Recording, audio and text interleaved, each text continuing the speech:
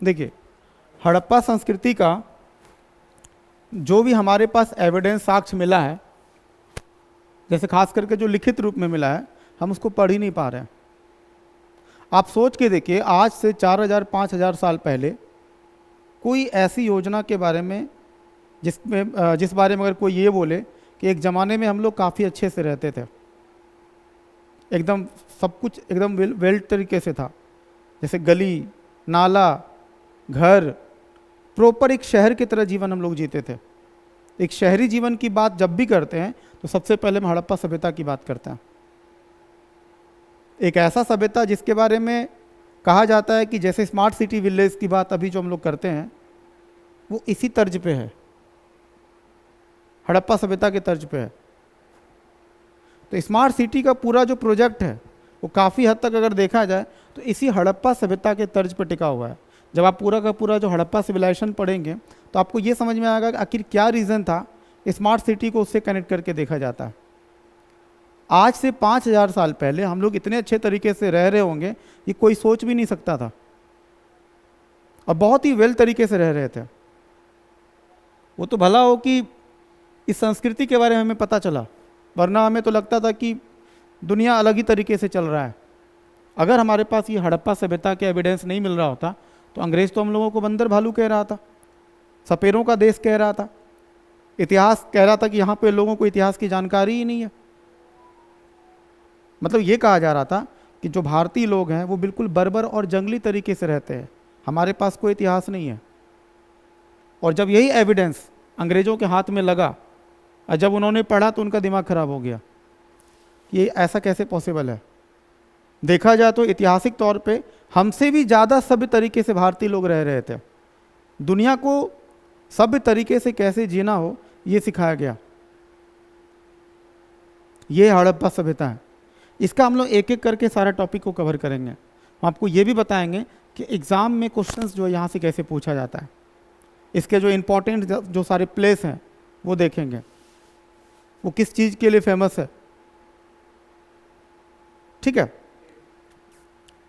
अब देखिए हड़प्पा सभ्यता जो है ये कब से कब तक है, 2500 से लेकर के 1800 BC के बारे में कहा गया। क्या ये कोई स्पेसिफिक डेट है? क्या कोई स्पेसिफिक डेट है कि 2500 से स्टार्ट हो जाएगा? नहीं, किसी किसी किताब में क्या होता है कि 2700 BC लिखा होता है, 2700 से लेकर के 1500, कहीं कहीं पे आपको 2500 से लेकर के 1500 BC लिखा हुआ रहेगा। इसका कोई स्पेसिफिक डेट नहीं है। अनुमान के तौर पे 1000 1200 1500 साल का ये हड़प्पा कल्चर था। संस्कृति का मतलब तो हम पहले बताए थे। संस्कृति किसको कहते हैं? कल्चर क्या होता है? हमारा जो रहन सहन होता है, खान पान जो होता है, जो हमारा तौर तरीका है जीने का, उसको हम क्या बोलते हैं? वो सब कल्चर का पार्ट कहलाता है। और इसका नाम हड़प्पा संस्कृति क्यों पड़ा? क्या रीज़न है उसका? दरअसल इसका नाम हड़प्पा सभ्यता, ये हड़प्पा संस्कृति इसलिए पड़ा क्योंकि सबसे पहले संस्कृति के बारे में जो पता चला वो हड़प्पा नामक स्थल पे। हड़प्पा कहाँ पड़ता है? पाकिस्तान में रावी नदी के किनारे। जब इस सभ्यता का खुदाई हो रहा था तो अंग्रेजों को अचानक से दिखा एक स्थल, मतलब खुदाई के दौरान नीचे दिखा पूरा का पूरा एकदम घर का जो है एक ढांचा बना हुआ है। ये कैसे पता चला? दरअसल अंग्रेज जो है रेलवे ट्रैक बिछा रहे थे, और आपको पता होगा कि पुराने ज़माने में रेलवे ट्रैक जो बिछा रहे थे उसके नीचे जो है पटरी के नीचे पहले लकड़ी का इस्तेमाल होता था, ईंट का इस्तेमाल होता था। अभी तो गिट्टी वगैरह यूज़ करते हैं। उसी चक्कर में क्या हो गया कि जब उसको खुदाई हुआ तो नीचे से उस पुराने ज़माने का ईंट मिला, वो भी लगभग इतना साइज का, 10 गुना 20 गुना 40 वो ईंट का डायमेंशन था। इतना बड़ा बड़ा ईंट मिला। उसको लगा यार ईंट की क्वालिटी तो काफ़ी अच्छा है और इसको रेलवे ट्रैक के नीचे दिया जा सकता है क्योंकि काफ़ी मजबूत ईंट था। और ईंट वैसा ईंट था जो अभी के ज़माने में भी उतनी अच्छी क्वालिटी का ईंट नहीं बना पाएगा कोई आदमी। सोचो उस ज़माने में हम लोग उस क्वालिटी का ईंट यूज़ करते थे। अभी का ईंट का क्या है, आप लगाते हैं घर वगैरह जो बनता है उसमें दीमक वगैरह लग जाता है, फफूंदी लग जाता है। तो जब वो ईंट वगैरह इस्तेमाल होने लगा तो मजदूर को क्या था, खुदाई के दौरान मिला, उसको लगा ठीक है लगाते जाएंगे। जब खुदाई होते चला गया, ईंट जब निकलने लगा तो जो खुदाई के बाद पता चला कि नीचे बहुत बड़ा जो है एक घर का ढांचा मिल रहा है, और एक जगह नहीं मिला, और भी कई जगह पे मिला। तो अंग्रेजों में भी कई सारे समझदार लोग थे, उन्होंने कहा एक काम करो, पहले काम बंद करो, पहले इस एरिया का ठीक से पहले जांच करो, खुदाई करो अच्छे से, क्योंकि इसके नीचे कोई न कोई सभ्यता तो था। फिर आर्कियोलॉजी डिपार्टमेंट पता किया कितना साल पुराना ये ईंट है। इसके नीचे जब पूरा घर का खुदाई हुआ तो देख के शॉक हो गया, इतना पुराना घर। तब जाकर के अंग्रेजों ने लगा कि नहीं, एक काम करते हैं, सिर्फ एक एरिया नहीं, बाकी एरिया का भी खुदाई करेंगे। तो सबसे पहला जो एरिया था वो कौन सा था? हड़प्पा। इसलिए इस कल्चर का नाम क्या पड़ गया? हड़प्पा संस्कृति, या इसी को हड़प्पा सभ्यता भी कहते हैं। सभ्यता उस दृष्टिकोण से कहते हैं, देखिए सभ्यता और संस्कृति में अंतर बस इतना है। कल्चर मतलब क्या होता है? आपका रहन सहन, खान पान, जो चीज़ आपको, जो अंदर की चीज़ें होती है, जो कलात्मक अभिरुचि होती है, उसको हम क्या बोलते हैं? कलात्मक अभिरुचि को हम क्या बोलते हैं? संस्कृति। और जो चीज़ बाहर से दिखता है, जैसे आपका कपड़ा, आपका मकान, आपका घर, इसको क्या बोलते हैं? सभ्यता।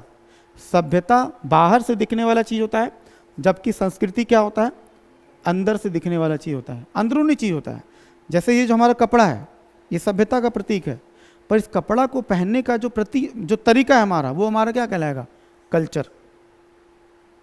तो जब हड़प्पा संस्कृति की बात करेंगे तो पूरा हड़प्पा सिविलाइजेशंस का हर चीज़ पढ़ेंगे, उसका कल्चरल पार्ट भी पढ़ेंगे, उसका जो नगरीय विकास है, जो सभ्यता वाला पार्ट है, हम वो भी देखेंगे, उसका नगर योजना कैसा था, है ना, उसके व्यापार, उसका वाणिज्य, हड़प्पा वासी किस चीज़ को मानते थे, उसका धार्मिक विश्वास, है ना। ओवरऑल देखा जाए तो हड़प्पा के हम लोग हर एक चीज़ों को अच्छे से कवर करने वाले हैं। तो इसको कांस्ययुगीन सभ्यता भी कहते हैं। क्यों कहते हैं?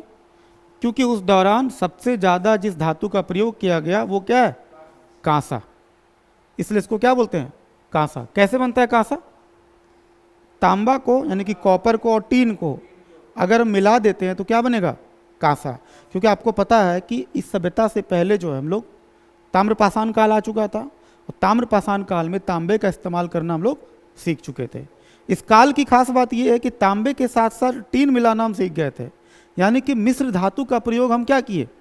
शुरू कर दिए थे।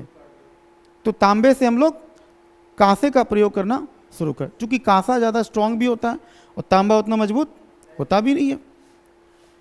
अभी लोहा वगैरह का परिचय नहीं हुआ, लोहा का इंट्रोडक्शन अभी आने वाला है बाद में। और कहा जाता है कि यहीं से नगरीय जीवन की शुरुआत की जाती है। नगरीय जीवन का मतलब क्या होता है? नगर किसको कहते हैं? छोटा छोटा घर को नगर कहते हैं। देखिए, नगर और एकदम क्लियर कर लीजिए, नगर एक होता है नगर, यानी कि नगरीय क्षेत्र भी कह सकते हैं, और एक होता है गांव, यानी कि गांव या शहर किसको कहते हैं? नहीं नहीं, ऐसा बात नहीं है, गांव भी बड़ा होता है, ठीक है।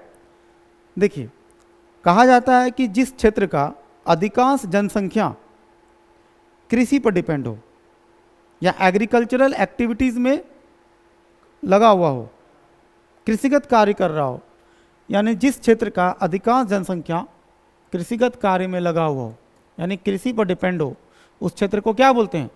गांव पे। और जहाँ पे गैर कृषिगत कार्य होता हो, यानी कि कृषिगत कार्य वहाँ पे नहीं होता होगा, उस क्षेत्र को क्या बोलते हैं? नगर। आप देखते होंगे शहर में ज़्यादातर लोग क्या करते हैं? खेती तो करते नहीं वहाँ पे, तो क्या करते हैं? वो दुकान खुला होता है, शहर में रेस्टोरेंट खुला होता है, वहाँ पे सर्विस सेक्टर आपको अच्छा दिखता है, आपको सब्जी बिकता है, सब कुछ तो बेचने खरीदने का काम ज़्यादातर कहाँ पे होता है? शहर में होता है, नगर में होता है। और वहाँ के लोग, अधिकांश लोग किस पे डिपेंड होते हैं? गैर कृषिगत कार्य में डिपेंड होते हैं, ठीक है। आपको बता ही दिए कि इसका नामकरण क्यों पड़ा हड़प्पा। कहा जाता है कि इसका नाम हड़प्पा संस्कृति इसलिए पड़ा क्योंकि सबसे पहले 1921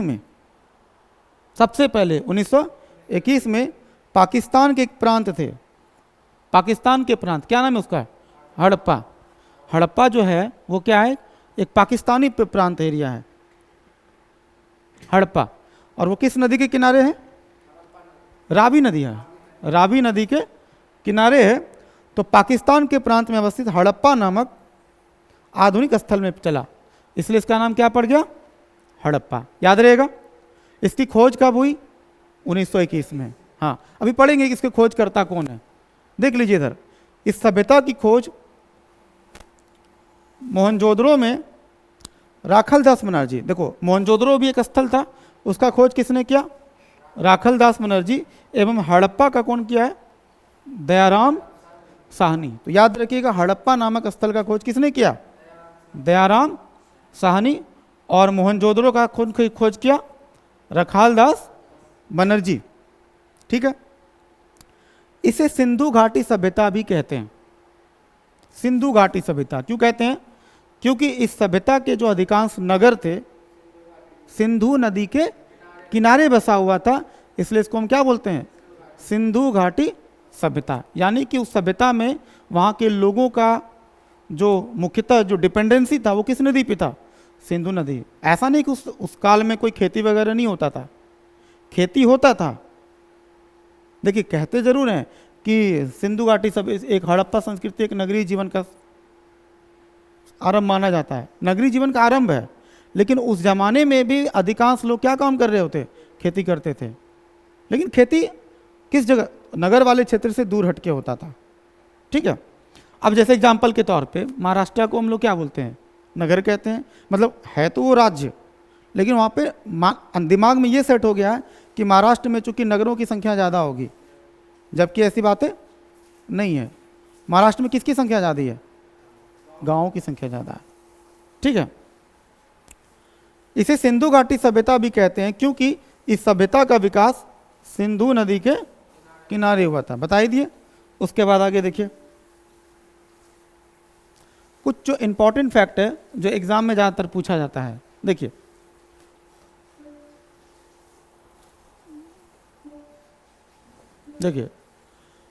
हड़प्पा सभ्यता का नाम सिंधु घाटी सभ्यता किसने रखा था? ये पूछा जाता है। John Marshall. इस मार्शल का अपना बहुत पुराना कहानी है। अंग्रेजों की तरफ से सबसे एक्टिव जो है इतिहासकार है ये जॉन मार्शल। उसके अलावा मूर्ति पूजा का आरंभ कहाँ से माना जाता है? ये जो मूर्ति पूजा वगैरह का जो हम लोग करते हैं वो आरंभ कहाँ से माना जाता है? हड़प्पा सभ्यता से ही माना जाता है। यानी कि हड़प्पा सभ्यता से ही मूर्ति पूजा का आरंभ माना जाता है। उसके अलावा ये इस चीज़ के बारे में आपको पहले बता चुके हैं कि सभ्यता और संस्कृति क्या होता है। इसको क्या बोलते हैं? कल्चर। इंग्लिश में क्या बोलते हैं? कल्चर। ये संस्कृति को क्या बोलते हैं? कल्चर। असभ्यता को क्या बोलते हैं? सिविलाइजेशन या सिविलाइज्ड बोल सकते हैं। अब देखिए, सभ्यता बाहर से दिखने वाली क्या है? एक मानवीय उपलब्धि है जो मानव ने बनाया है। जैसे हमारा मकान, ये जो कपड़ा है ये किसने बनाया? ये मानव ने बनाया है। जो बड़े बड़े बिल्डिंग देखते हैं, कार देखते हैं, सब क्या है? फैक्ट्री। ये सब क्या है? ये सब सभ्यता में आएगा। तो जो मानवीय उपलब्धि है, जो बाहर से दिखने वाली उपलब्धि है, जबकि संस्कृति जो है वो क्या है? मनुष्य की अंदर की कलात्मक अभिरुचि।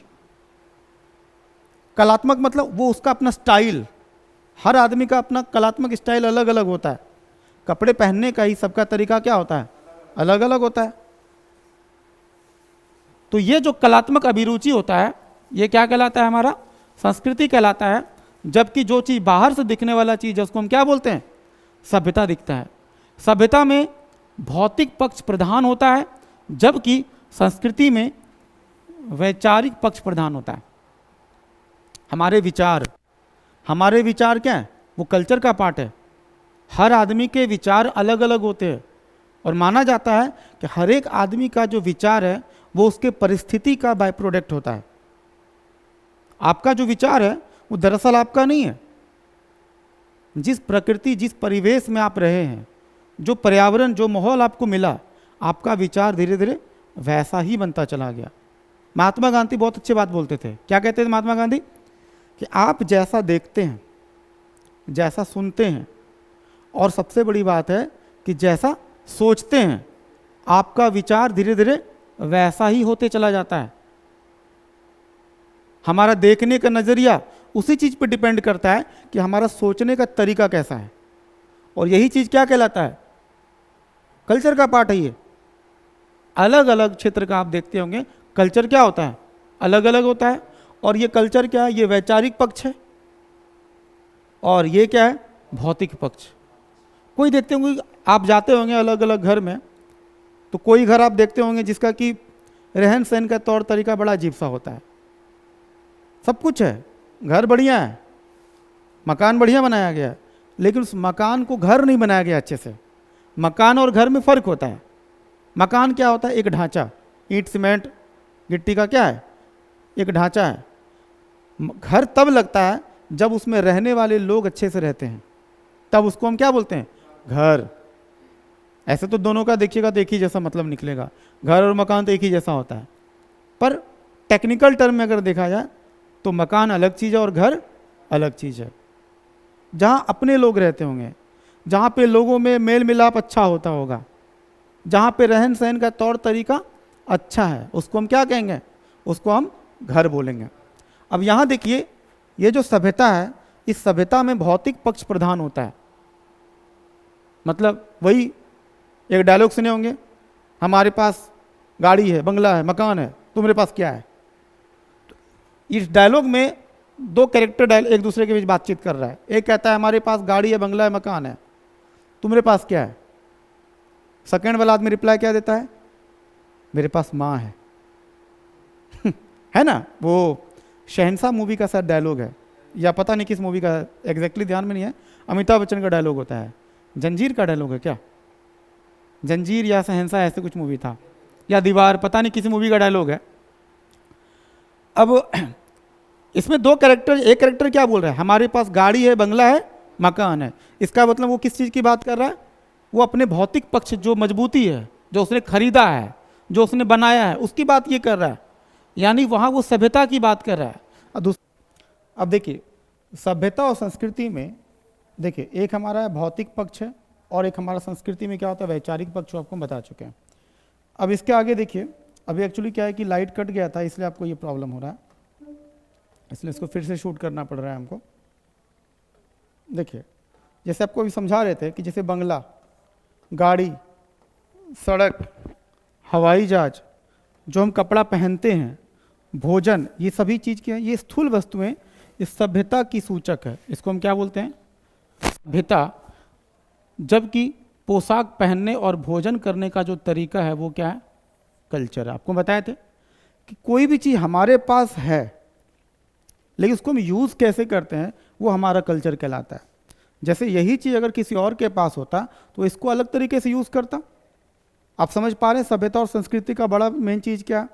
आपके पास सब कुछ रहते हुए भी आप चीज़ों को कैसे ऑप्टिमाइज़ करते हैं, ये डिपेंड करता है आपके कल्चर पे।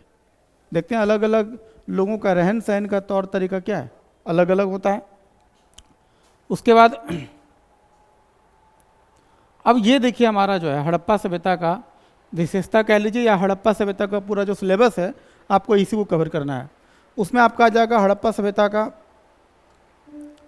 उसका भौगोलिक विस्तार देखेंगे। मतलब हड़प्पा सभ्यता का जो ज्योग्राफी है हम वो समझने का प्रयास करेंगे कि उत्तर में हड़प्पा सभ्यता का विस्तार कहाँ से कहाँ तक है, प्लस दक्षिण में कहाँ तक है, पूर्व और पश्चिम का विस्तार कहाँ से कहाँ तक है। उसके अलावा उसके प्रमुख नगर कौन कौन से हैं? प्रमुख 7 नगर खास करके ज़्यादा इंपॉर्टेंट है। उसके अलावा उसकी विशेषता, खास करके उसके नगर योजना की जो विशेषता है वो देखने वाले हैं। उस ज़माने में जो इमारत थे, जो घर थे, उसमें इस्तेमाल होने वाले जो सामग्री थे उसके बारे में देखेंगे कि वहाँ पे ईंट का इस्तेमाल ज़्यादा होता था या लकड़ी का इस्तेमाल ज़्यादा होता था।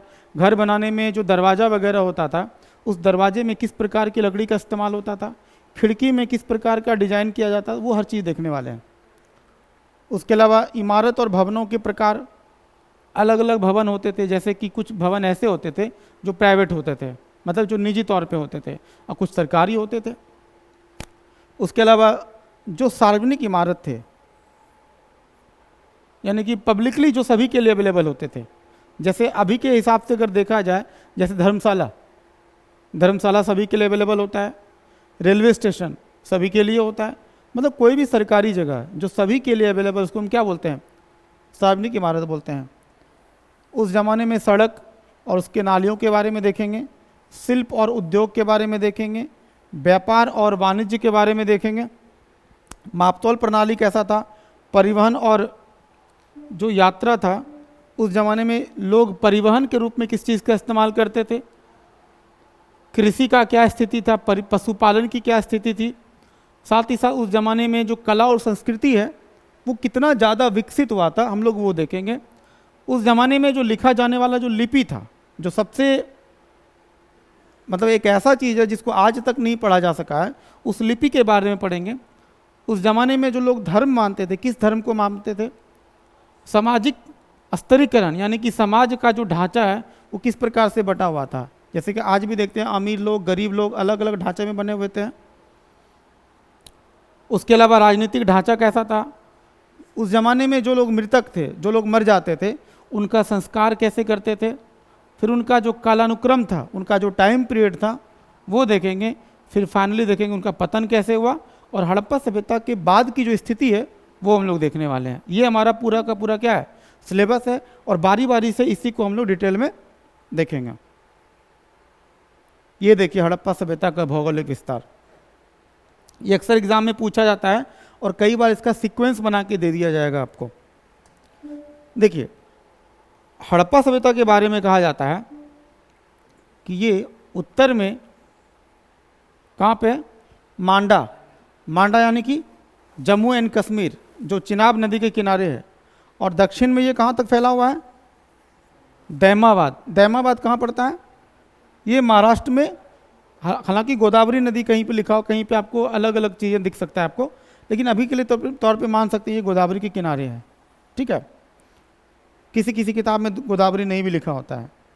उसके अलावा अगर पश्चिम की बात करें तो ये पश्चिम में कहाँ पर है, सुतका गेंडोर पश्चिम में, और सुतका गेंडोर जो है ये किस प्रांत में पड़ता है, बलूचिस्तान, और ये किस नदी के किनारे है, दास्क नदी। वहीं अगर पूर्वी और देखा जाए, ये पूरब में कौन सा क्षेत्र तक फैला हुआ है, ये आलमगीरपुर यानी कि ये यूपी का क्षेत्र है। सोच लीजिए यूपी से लेकर के जो पाकिस्तान का क्षेत्र है वहाँ तक फैला हुआ है। अगर हम पूरब और पश्चिम की बात करें, पूरब में खास करके किस नदी के किनारे है, ये हिंडन नदी। पश्चिम में जो सुतका गेंडोर है वो किस नदी के किनारे है, दास्क नदी। उत्तर में जो मांडा है वो किस नदी के किनारे है, चिनाब। और दक्षिण में ये तो गोदावरी है, कहीं पे आपको नहीं भी मिल सकता है, इसलिए यहाँ पे थोड़ा सा डाउट है। खास करके ये क्षेत्र याद रखिएगा, ये कहाँ तक फैला हुआ है, दैमाबाद। तो ये था हमारा इसका भौगोलिक विस्तार, और जितने सारे जो स्थल हैं वो इसी के आसपास आपको देखने को मिलेगा। अब ये देखिए हड़प्पा सभ्यता से संबंधित कुछ रोचक जो तथ्य हैं, जो कुछ जानकारी है वो आप समझिए। देखिए कहा जाता है कि हड़प्पा सभ्यता क्या है, हड़प्पा सभ्यता एक नगरीकृत यानी कि शहरी नगरीकृत तथा कांस्य युगीन सभ्यता थी, लेकिन यहाँ गांवों की संख्या क्या है, ज़्यादा है। अक्सर लोगों को लगता है कि अगर कोई सभ्यता अगर नगरीकृत सभ्यता है इसका मतलब है कि वहाँ पे शहरों की संख्या ज़्यादा होगी, बिल्कुल भी नहीं। हड़प्पा क्षेत्र में भी ज़्यादातर क्या था, गांव था। ये एग्जाम में पूछा गया एग्जाम में कि हड़प्पा क्षेत्र में गाँव की संख्या ज़्यादा थी या शहरों की संख्या ज़्यादा थी, तो क्या बताना है, गाँव की संख्या ज़्यादा है, ठीक है। अब एग्जाम्पल के तौर पे आपको हम समझाते हैं। जैसे कि महाराष्ट्र एक जिला है भारत में, महाराष्ट्र। तो महाराष्ट्र जैसे बोलते दिमाग में क्या आता है हमारा, मुंबई। ऐसा लगता है कि महाराष्ट्र में जो है सिर्फ शहर ही शहर होगा, लेकिन रियलिटी क्या है कि महाराष्ट्र में शहर की तुलना में गाँवों की संख्या क्या है, गाँवों की संख्या आपको ज़्यादा देखने को मिलेगा। इसलिए हड़प्पा में भी शहरीकृत कुछ क्षेत्र था, वो जो प्रमुख नगर के बारे में पढ़ाएंगे आपको वो अलग था, लेकिन अधिकांश नगर अगर देखा जाए वहाँ पर क्या था, गांव ही था। हड़प्पा सभ्यता के 1400 बस्तियों में से लगभग 925 बस्तियाँ वो किसके पास है, वो भारत के क्षेत्र में था, जबकि 475 कहाँ पे पड़ता है, पाकिस्तान में है। और दूसरा पॉइंट अगर देखा जाए तो हड़प्पा सभ्यता के फैलाव क्षेत्र से स्पष्ट होता है कि सभ्यता का मुख्य क्षेत्र कहाँ पे था, सिंधु घाटी ना हो करके बल्कि सरस्वती नदी के आसपास, या सरस्वती नदी की जो सहायक नदी थी उसके आसपास ये चित्र देखने को मिलता है। तो कहने के लिए इसको हम सिंधु नदी सभ्यता बोलते हैं, सिंधु घाटी सभ्यता कहते हैं, लेकिन ये क्षेत्र का जो मतलब इस क्षेत्र में ज़्यादातर जो नगर है वो कहाँ पे बसा हुआ है, सरस्वती नदी के किनारे है, इसलिए कुछ कुछ लोग क्या बोल देते हैं इसको, इसीलिए कुछ विद्वान इसको क्या बोलते हैं, सिंधु सरस्वती सभ्यता भी कहते हैं। ठीक है। उसके अलावा देखा जाए इस सभ्यता का कुल भौगोलिक क्षेत्र जो है वो अगर देखा जाए तो मिस्र की सभ्यता के क्षेत्र से 20 गुना बड़ा था। सोचिए, अपने आप में मिस्र की सभ्यता बहुत ही पुरानी सभ्यता मानी जाती है और कुछ लोग कहते हैं कि वो काफ़ी डेवलप सभ्यता थी। और ज्योग्राफी के हिसाब से अगर देखा जाए तो मिस्र की सभ्यता से 20 गुना बड़ा हमारा क्षेत्र था। तथा मेसोपोटामिया, अगर दोनों को मिला दें, मिस्र और मेसोपोटामिया अगर दोनों क्षेत्र को अगर मिला ही दें, फिर भी हड़प्पा सभ्यता कितना गुना बड़ा है, 12 गुना बड़ा है। और इसका पूछा गया इसका कुल क्षेत्रफल कितना है, तो 12,50,000 किलोमीटर इसका क्या है, टोटल एरिया है। तो फैक्ट एग्जाम में कुछ भी पूछ सकता है, हालांकि ये नहीं पूछेगा कितना गुना बड़ा है, लेकिन ये पूछा जा सकता है कि इसका कुल मिला जुला के क्षेत्र कितना है, 12,50,000 किलोमीटर था। ठीक है। हड़प्पा सभ्यता के प्रमुख नगर की बात करें तो यही सारे प्रमुख नगर को पढ़ना है हम लोग को। ये मोहनजोदड़ो पढ़ना है, मोहनजोदड़ो ये कहाँ पड़ता है, ये पाकिस्तान में पड़ता है। उसके अलावा कालीबंगा जो राजस्थान में पड़ता है, हड़प्पा जो खुद पाकिस्तान में है, लोथल, सुरकोतदा, राखीगढ़ी मोस्ट इम्पॉर्टेंट। राखीगढ़ी के बारे में तो सबसे ज़्यादा, क्योंकि अभी जो चर्चा है कि राखीगढ़ी पूरा का पूरा जो एरिया है उसमें से सबसे बड़ा क्षेत्र के रूप में राखीगढ़ी ही नज़र आया है। पहले मानते थे कि सबसे बड़ा जो है मोहनजोदड़ो था, हाँ, उसके बाद राखीगढ़ी का तो नाम भी नहीं था उस समय, उसके बाद धौलावीरा को कहा जाता था। लेकिन जो नया जो रिसर्च हुआ है उसमें पता चला कि राखीगढ़ी पूरे का पूरा हड़प्पा सभ्यता में से सबसे बड़ा सभ्यता माना जाता है। धौलावीरा तो था ही, बनावली हरियाणा। इसका आप लोकेशन मोटा मोटी याद रखिएगा तो यहाँ से हमारा काम बन जाएगा। हम लोग एक एक करके सारे क्षेत्र को देखते हैं। मोहनजोदड़ो, देखिए मोहनजोदड़ो का जो खुदाई हुआ था वो कब हुआ था, 1922 में। 1921 में इससे ठीक पहले जो है वो कौन सा क्षेत्र मिला था, इससे ठीक पहले 1921 में हड़प्पा मिला था। हड़प्पा के उत्खननकर्ता कौन थे, दयाराम साहनी, और इसके कौन है, रखालदास बनर्जी और मार्टिमर व्हीलर। इन दोनों का याद रखिएगा, मिलान करने के लिए कई बार पूछ देता है कि एक तरफ दे देगा आपको जो स्थल है और एक तरफ दे देगा उत्खनन करता है, और दोनों को क्या करना है, मिलान करना है। ठीक है। अब ये क्षेत्र जो है अपने आप में खास क्यों था, क्योंकि यहाँ पर एक श्रृंगी पशुओं वाली मुद्रा प्राप्त हुआ है। मतलब जो मुद्रा है, जो सिक्का है, उस सिक्के के ऊपर जो है एक सींग वाला जानवर जो है उसका फोटो देखने को मिलता है। तो कई बार पूछ देता है कि निम्नलिखित में से कौन सा पूरा स्थल से एक श्रृंगी पशुओं वाली मुद्रा प्राप्त हुआ है, तो क्या बोलेंगे, मोहनजोदाड़ो। उसके अलावा हड़प्पा सभ्यता का सबसे बड़ा पूरा स्थल उसको पहले बोला जाता था, लेकिन अब क्या माना जाएगा, राखीगढ़ी। यहाँ की जो सबसे खास बात एक और क्या था, एक कांसे का एक नग्न महिला की मूर्ति मिला है। सबसे बड़ी बात है वो जो मूर्ति है वो बनाया गया किस चीज़ से, कांसे का। इससे पता चलता है उस जमाने में शिल्पकार जो थे, जो मूर्ति बनाने वाले जो थे, उनकी कलाकृति कितनी ज़बरदस्त होगी। एक महिला का बहुत अच्छा आकृति बनाया गया है फोटो, वो मतलब वो जो मूर्ति है। उसके अलावा यहाँ पे क्या मिला है, इसका मतलब उस जमाने में भी पुरोहितों का काम क्या रहा होगा, पूजा पाठ कराने का। यानी उस जमाने में भी धार्मिक विश्वास लोगों में था, तभी तो ये पुरोहित का जगह मिला है, तो पुरोहितों का आवास का स्थल मिला है। उसके अलावा वहाँ पे महाविद्यालय, कॉलेज, उस जमाने में सोचिए आज से 5,000 साल पहले कॉलेज मिल रहा है, महाविद्यालय का साक्ष्य मिल रहा है। और साथ ही साथ यहाँ के लोगों के घरों में पानी की समस्या नहीं थी, यानी कि वहाँ पे कुआं मिला है। लगभग हर घर में आपको वहाँ पे कुआं मिल रहा है। इसका मतलब है कि पानी को लेकर के उस जमाने में कोई समस्या नहीं था। आज देखिए अभी की स्थिति में पानी का कितना बड़ा किल्लत है। आज जो पैसे वाले लोग हैं वहाँ तो चलो भाई अपना वो समरसेबल वगैरह लगा देते हैं। जो बेचारा गरीब आदमी है हैंडपंप लगाएगा, या तो वही जो हर घर नल योजना से जो पानी आता है वो भी कभी आएगा कभी नहीं आएगा। तो पानी का किल्लत उस ज़माने में नहीं था, जो कि गौर करने वाली बात है। आज भी जो हम स्मार्ट शहर की बात करते हैं, स्मार्ट सिटीज़ की जो बात करते हैं, हम चाहते हैं कि हर एक घरों में पानी का दिक्कत ना हो, हर घर में पानी की सुविधा हो, प्रॉपर लाइटिंग सिस्टम हो, प्रॉपर पानी होना चाहिए, शहर का बनावट अच्छे से होना चाहिए, यातायात की अच्छी सुविधा होनी चाहिए। और ये सारी सुविधाएं आज से 5000 साल पहले था, जबकि अभी वैसा नहीं है। यही क्षेत्र जो मोहनजोदाड़ो है, यहाँ से विशाल स्नानागार का चित्र मिला है। अब ये जो विशाल स्नानागार था, आपको डिटेल में भी बताएंगे विशाल स्नानागार के बारे में। दरअसल ये जो जस्ट लाइक अभी के हिसाब से अगर देखा जाए, आज के ज़माने के हिसाब से, तो जस्ट लाइक कोई स्विमिंग पूल के जैसा था। लेकिन इसका इस्तेमाल, जैसे आजकल हम लोग गर्मी ज़्यादा बढ़ता है तो जाकर स्विमिंग पूल में इंटरेस्ट मतलब इंजॉय के लिए हम लोग नहाते हैं, उस ज़माने में जो विशाल स्नानागार का इस्तेमाल है वो धार्मिक अनुष्ठान के रूप में होता था। धार्मिक अनुष्ठान, लोग पूजा पाठ वगैरह जब करते थे उस समय लोग नहाने के लिए जाते थे। उसमें पानी कुएं से भरा जाता था। सोचिए, कुआं से पूरा का पूरा स्नानागार जो स्विमिंग पूल इतना बड़ा एरिया है, कुआं से पानी भरा जाता था, फिर उस पानी को रिलीज़ किया जाता था।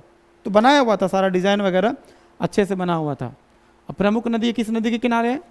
सिंधु। तो ये भी मिलान करने में दे देगा, एक तरफ पूरा स्थल दे देगा और एक तरफ क्या दे देगा? नदी दे देगा। ठीक है। उसके बाद जो क्षेत्र हमारा हड़प्पा आता है, इसकी खोज कब हुई थी? इसकी जो खोज हुई थी ये हुआ था 1921 में। और इसके उत्खननकर्ता कौन है? दयाराम साहनी भी याद रखेंगे। इसमें हमारा मार्टिमर व्हीलर का भी योगदान है और माधव स्वरूप वत्स। तो होता क्या है, ज़्यादातर किताबों में सिर्फ एक आदमी का नाम लोग याद रखते हैं, दयाराम साहनी, जबकि हम लोगों को मार्टिमर व्हीलर और माधव स्वरूप वत्स तीनों का नाम याद रखना चाहिए। ठीक है। अब यहाँ पे क्या क्या मिला था? जब खुदाई हुआ तो यहाँ पे पारदर्शी वस्त्र यानी कि ट्रांसपेरेंट कपड़ा पहने हुए एक मूर्ति मिलता है। एक ऐसा मूर्ति है जो ट्रांसपेरेंट पहना हुआ है कपड़ा। इसके अलावा यहाँ का जो मुद्रा है वो कैसा है? गरुड़ चित्रित मुद्रा है, यानी कि वहाँ के मुद्रा पे गरुड़ का सिंबल है। जबकि अभी थोड़ा देर पहले जो मोहनजोदड़ो देखे थे वहाँ पे क्या, एक श्रृंगी पशु की आकृति थी, और अभी क्या यहाँ पे दिख रहा है? गरुड़ चित्रित मुद्रा है। इसके अलावा यहाँ पे जो अद्भुत चीज़ आपको, कांसे का दर्पण, यानी उस जमाने में भी लोगों को चेहरा देखने का जरूरत पड़ता था, सजने संवरने में लोग इंटरेस्ट रखते थे। चनुदड़ो सबसे बड़ा एग्जाम्पल है, क्योंकि वहाँ पे लिपस्टिक का साक्ष्य मिला है, कॉस्मेटिक बॉक्स का साक्ष्य मिला है। इससे पता चलता है कि उस जमाने में लोगों को सजना संवरना बहुत ज़्यादा अच्छा लगता था। आप समझ पा रहे हैं लोगों का रहन सहन कितना ज़बरदस्त था। तो ये कांसे का दर्पण था, उसको घिस घिस कर पूरा चिकना किया जाता था और फिर उसी दर्पण पे लोग अपना चेहरा देखते थे। यहाँ तक कि लोग अपना दाढ़ी वगैरह भी ट्रिमिंग रखते थे, बियर्ड शेप रखते थे, जैसे आजकल का जो फैशन है। मछुआरे का चित्र भी दीवालों पे दिख रहा है। इसका मतलब है कि हड़प्पा वासी लोग, वहाँ के लोग जो है मछली वगैरह पकड़ना उनको ज़्यादा अच्छा लगता होगा। रावी नदी में जाते होंगे मछली मारने के लिए। ठीक है। ये किस नदी के किनारे है हड़प्पा? रावी नदी, तो पहले ही बता चुके थे, और तो कुछ नहीं है इसमें। आपको एग्जाम में जब भी क्वेश्चन पूछा जाएगा इसी में से पूछा जाएगा। या तो पूछ लेगा कि ये किस नदी के किनारे है। किस नदी के किनारे है? रावी। इसके उत्खननकर्ता पूछ लेगा, और थोड़ा बहुत यहाँ से क्वेश्चन आ सकता है। अब अगला देखते हैं, कालीबंगा। कालीबंगा के जो उत्खनन करता है वो कौन है? ये हमारे हैं अमलानंद घोष, और एक आदमी का नाम क्या है? ब्रजवासी लाल। तो अमलानंद घोष जो है ये कब उत्खनन किए थे? 1953 में, और ये फिर थोड़ा सा और इसमें इंक्रीमेंट हुआ 1960। हाँ, मतलब इसी में खुदाई और लगातार जारी रहा। तो ये बाद में जुड़े थे ब्रजवासी लाल। और ये किस नदी के किनारे है? घग्गर। याद रखिए किस नदी के किनारे है? घग्गर। ये राजस्थान में पड़ता है घग्गर नदी। यहां पे जो सबसे इंपॉर्टेंट जो क्वेश्चन क्या पूछा जाता है, ये आता है एग्जाम में कि निम्नलिखित में से किस क्षेत्र में, यानी कि निम्नलिखित में से हड़प्पा का वह कौन सा स्थल है जहां से जुते हुए खेत का साक्ष्य मिलता है? तो कहां पे है? कालीबंगा। ये जो नाम पड़ा है कालीबंगा, ये काली मतलब क्या होता है?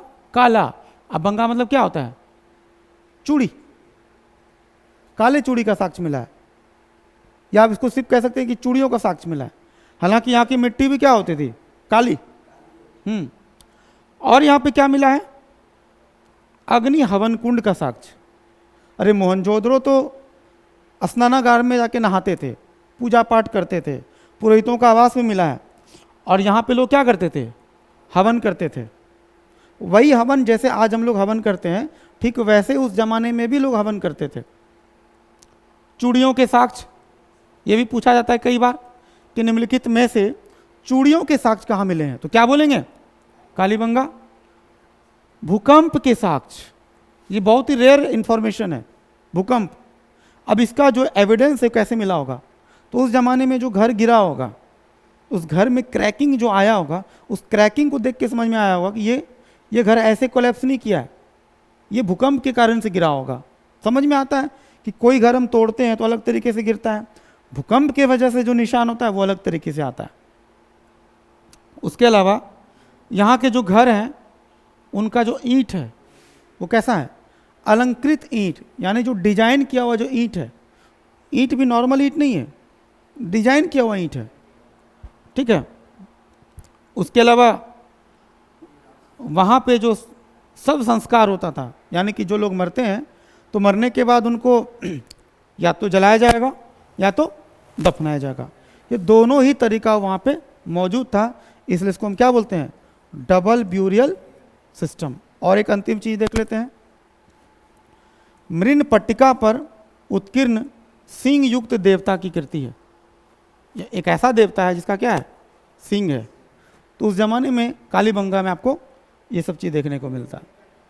मृण पट्टिका मतलब दीवार पे जो आप देखते हैं ना, एक मूर्ति देखते होंगे जो दीवार पे रहता है, दीवार में खोद खोद के बनाया जाता है, उसी को मृण पट्टिका। हाँ, अब अगला आते हैं लोथल। लोथल देखिए, सबसे पहले देखिए लोथल का उत्खनन करता है कौन है? रंगनाथ राव। और ये कब खुदाई किए थे? 1957 में। और ये किस नदी के किनारे है? भोगवा। ये पूछा जाता है किस नदी के किनारे है? भोगवा। अब इसमें से देखिए क्या क्या इंपॉर्टेंट, वो सारा तो लिख ही दिए।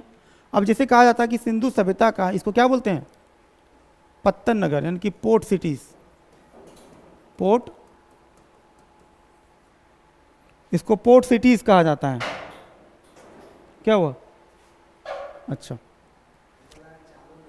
नहीं, इसको पोर्ट सिटीज कहा जाता है क्योंकि ज़्यादातर जितने भी सारे जो जहाज वगैरह जो था वो यहीं पे ठहरता था। ये लोथल में, लोथल जो जाना जाता था वो जहाज़ों का बेड़ा था। यहाँ पे जितना भी भारत में उस ज़माने में आयात निर्यात जो होता था उसका सबसे प्रमुख केंद्र था लोथल। गुजरात का जो एरिया आप देखे होंगे ऐसे करके, इंडिया का जो मैप देखिए, यहाँ से जो ऐसे ऐसे करके जो है, ये जो क्षेत्र है आपका, ये क्षेत्र क्या है? पे गहरा एरिया है। और यहाँ पे जो क्षेत्र गहरा होता है वहाँ पे जहाज को ठहराने में क्या होता है? ईजी होगा, क्योंकि जब सामान लोड करेंगे तो वो क्या होगा? नीचे दबेगा। तो जब पानी नीचे रहेगा तभी ना। तो गोदीवाड़ा, इसको अंग्रेजी में क्या बोलते हैं? इसको डॉकयार्ड बोलते हैं, जहां पे जहाज ठहराते हैं। बंदरगाह, बंदरगाह के साक्ष्य मिले हैं। वहीं पे देखिए उस जमाने में लोग जो पैमाना जो इस्तेमाल करते थे मेजरमेंट करने के लिए, नापने के लिए, हाथी के दांत का यूज करते थे उस जमाने में।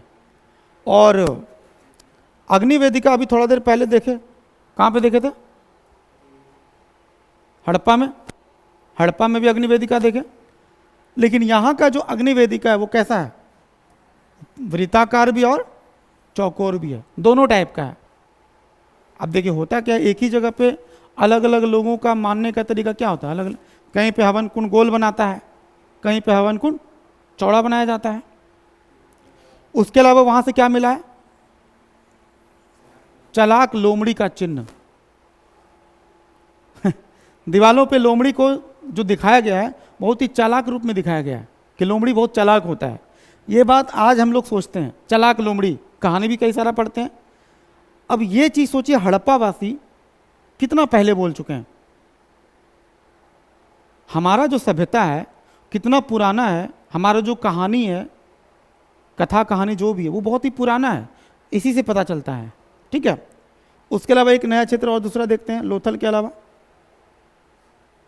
कौन है, सुरकोतदा।